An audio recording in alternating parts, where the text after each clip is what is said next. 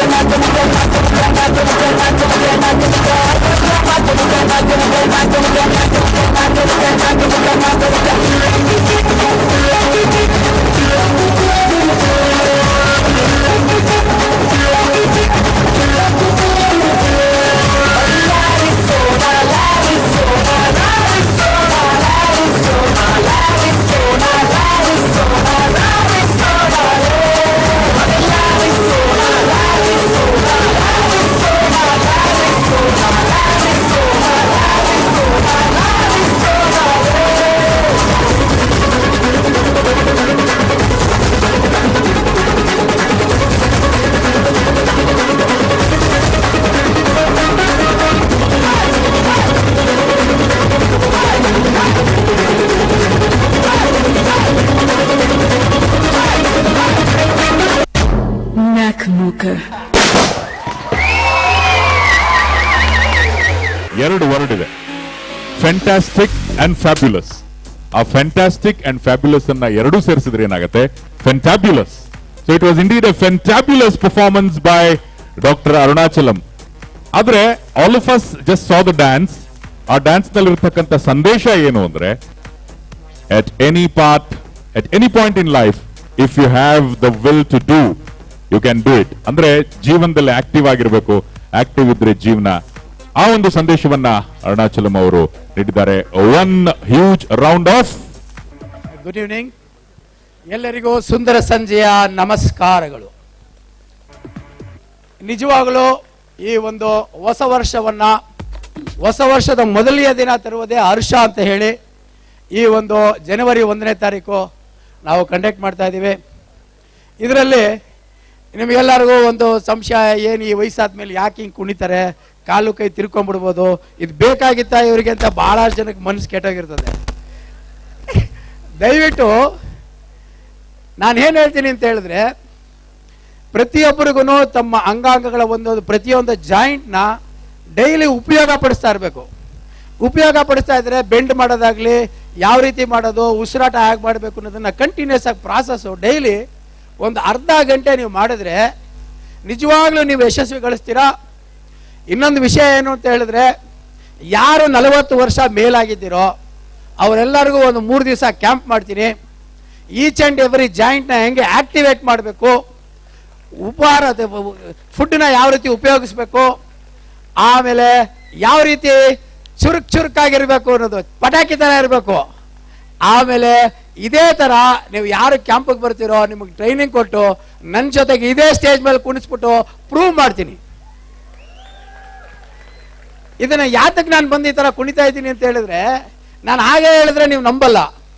ನೀವು ನಂಬಬೇಕಾದ್ರೆ ನೀವು ಮುಂದೆ ನಾನು ತೋರಿಸ್ಬೇಕು. ನೋಡಿ, ಇದು 9 ನಿಮಿಷ ಕಂಟಿನ್ಯೂಸ್ ಡ್ಯಾನ್ಸು. ಈ ಡ್ಯಾನ್ಸಲ್ಲಿ ಲಾಸ್ಟ್ ಒಳಗಡೆ ಏನೋ ಭಾಳ ಎನರ್ಜಿ ಡ್ಯಾನ್ಸ್ ಅದು.